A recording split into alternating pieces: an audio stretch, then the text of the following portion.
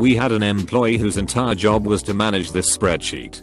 To help her out, I wrote a massive Excel macro that did her 8 hours of work in 30 seconds. Instead of finding something for her to do, the boss fired her, and I got Employee of the Month honors and a $750 reward for saving the company money by eliminating her position.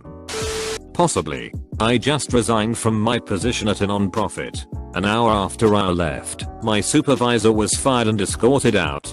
He'd spent a year doing all sorts of low-grade sexual harassment shit. My male coworkers weren't allowed to talk to me, but only I got in trouble for it. Wildly inappropriate jokes about bending me over and fucking me told to my male coworkers while I was standing right there, constantly being accused of having office affairs with all/any of my male coworkers. Shit like that. But that wasn't what made me narc on him. I turned in my written 2 weeks to him, resigning for various polite bullshit reasons because I just didn't want to work there anymore. Partly because he was an asshole. Fine. We go the executive director of the non-profit, who is female.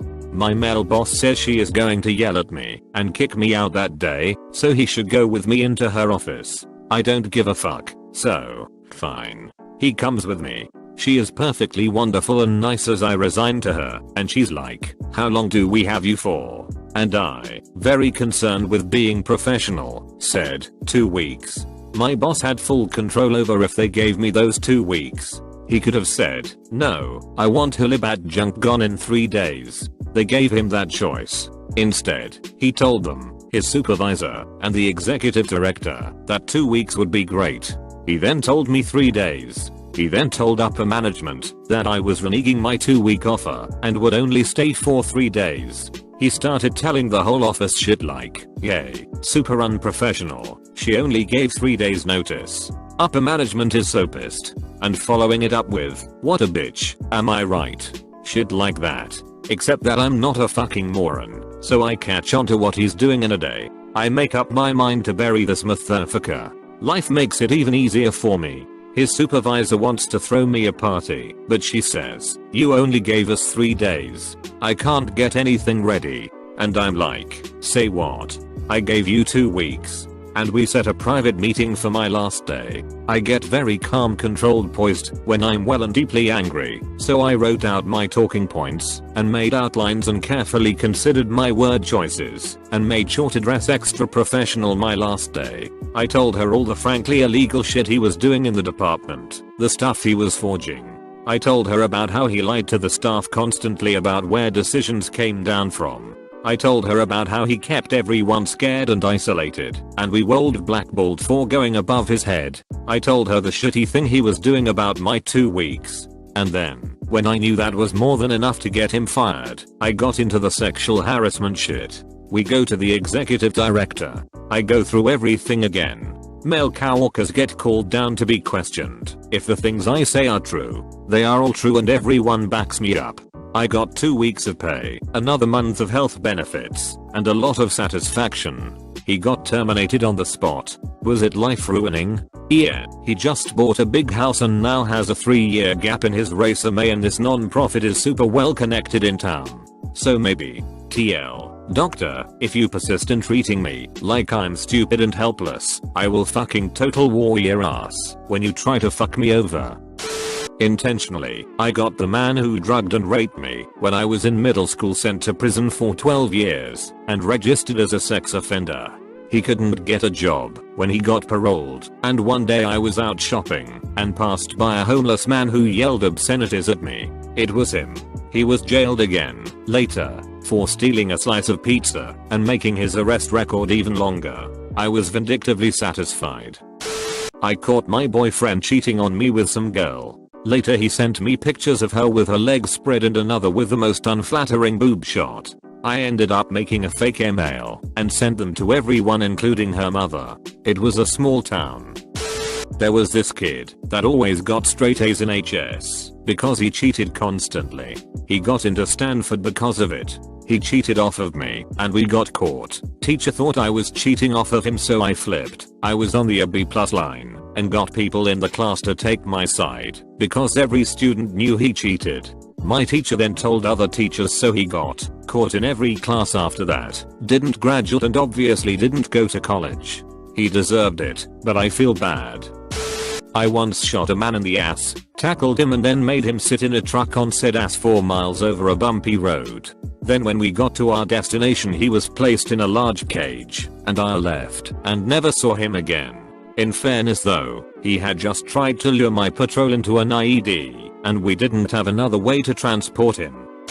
In high school, I met a girl and started hanging out with her. She expressed interest in me and told me the guy she was dating was controlling and abusive. She broke up with him, and I publicly talked shit about him without actually knowing anything about him.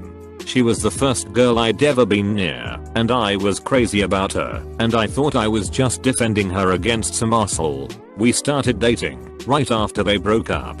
He shot himself in the head less than 2 weeks after that, committing suicide. We dated for a long while after that, but the way she talked about him changed completely, so some of the things I had said about him were most likely untrue. He took his own life, but I'm sure I made things shitty for him leading up to it.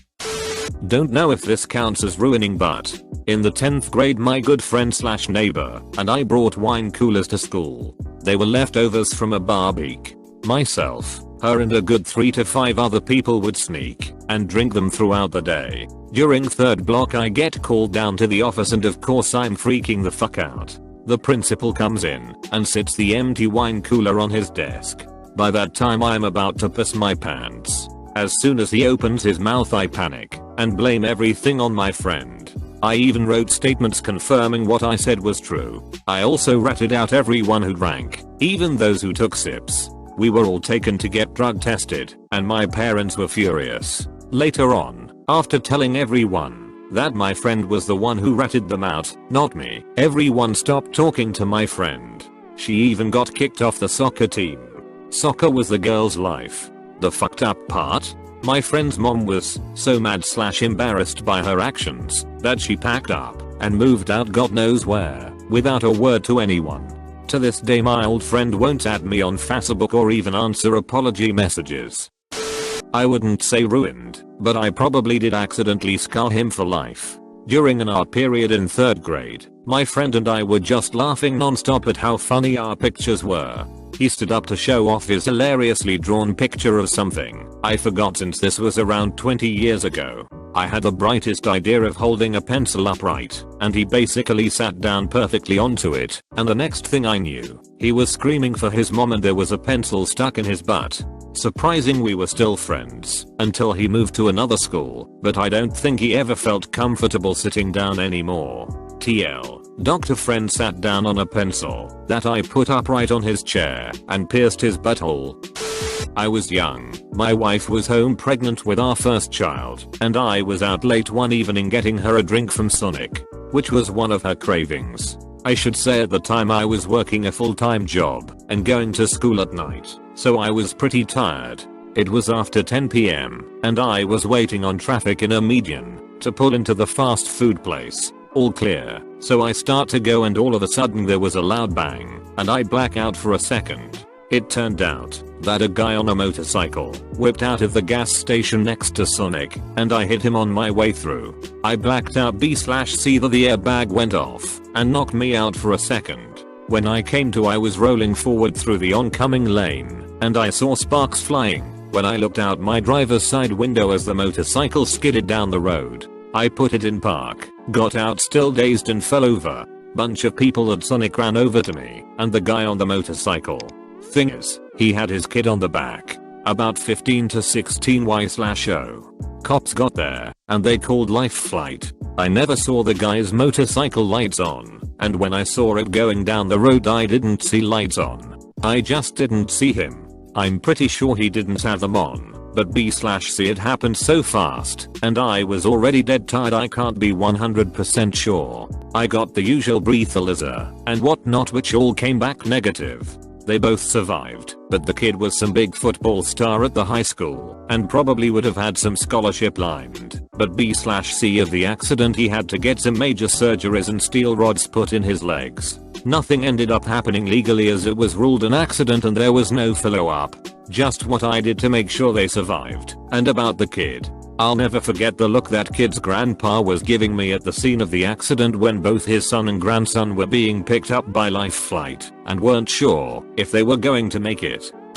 I don't know about ruin, but certainly change. I've posted this before, but here it is. I kissed a girl at a bar one night, we exchanged numbers and that was that. A week later I was at the same bar, and there's this wasted guy acting huffy and his friends were telling him to chill out. Didn't really think about it until I saw him walking towards me yelling gibberish. He reached out to grab me, and at the same time he walked into bar stool and I raised my arm fairly quickly to keep my distance, and he tumbles to the floor. His friends thought I punched him. They ran over and apologized and got him out of there. Turns out the girl was his girlfriend and they broke up the day I hooked up with her, but they had since gotten back together. She then ended things after hearing he tried to attack me. So this guy thinks I hooked up with his girl, ultimately ended their relationship, and knocked him out in front of his friends. The dude hates me. I don't even know his name. A friend of mine was tasked by his manager to fire someone on his team. My friend knew that the person to be fired was going through some emotional times and requested that the manager do it himself, but he was made to fire him as he was his manager.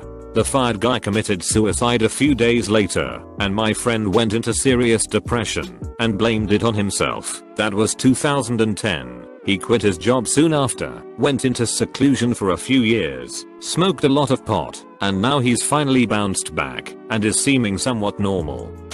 When I was in high school, I was best friends with this guy who took photographs for the school newspaper. He was kind of lazy, a bit of a slob and a pathological liar, but he was fun to hang out with. That was until I witnessed him shoot a dog with a pellet gun. After that the friendship was off. In a weird sort of way he actually became my #1 enemy. I rode his ass mercilessly for the rest of our time in school, and so did all of my other friends. Overnight, he went from a pretty well-liked kid to a complete social outcast, all because I saw him shoot this dog and decided that he was a total asshole. I guess I was pretty popular because the change in my attitude caused a ripple effect throughout the entire school. Everyone either avoided him or picked on him ceaselessly after that. Heck, as a prank we'd even leave rotting food in the shrubs at his house all the time that he'd have to dig out or live with the stench. Well, that was almost 30 years ago, and from what I hear he's been unemployed for about 20 of those years, and is now a certified gun nut who still lives at his parents' house spending all of his welfare money on collecting a huge arsenal. Maybe he'd have ended up that way anyway, but in a way, I kind of feel responsible for him being such a massive loser.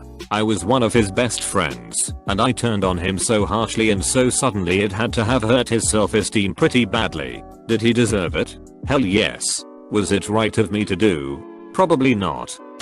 One of my former middle school friends probably claims I did. I always hung out at M's house, since she lived like 4 blocks away, and she liked when I helped her watch her 4 younger siblings. I adore children and her mom was always at work/out. I would sleep over often, because it was middle school and that's what you did. Every once in a while, her mother would come home and act weird/smelly funny. I was sheltered and didn't know what drunk was. Whenever this would happen, M would tell me to go home, since her mom was sick.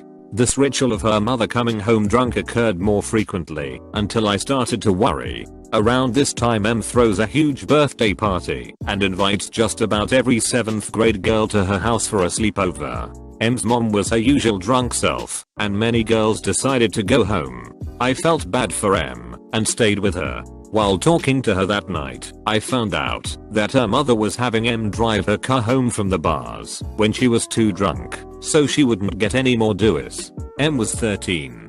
I was scared for her, so I did what I thought was the right thing and told the guidance counselor at my school. M's living conditions were investigated, and it was determined that they were unfit.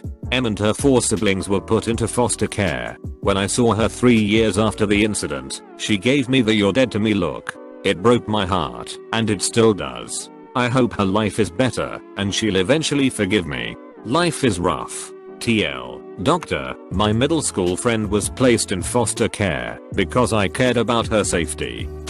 I'm not sure The kid moved away. The short story is that I was playing blocks with this kid I considered a good friend at daycare, and he got pissed over something and knocked me on the head with a block. Dick move, right? So I grab another block and hit him on the head. It's fuzzy, but I don't think he got up right away, and I remember being brought into another room until the parents got there to pick him up. I never saw him after that. I assume brain damage or something. A small part of me suspects he may have died, but I was young, and no one's going to tell me, because it was a long ass time ago, and even now, it'll affect my psyche.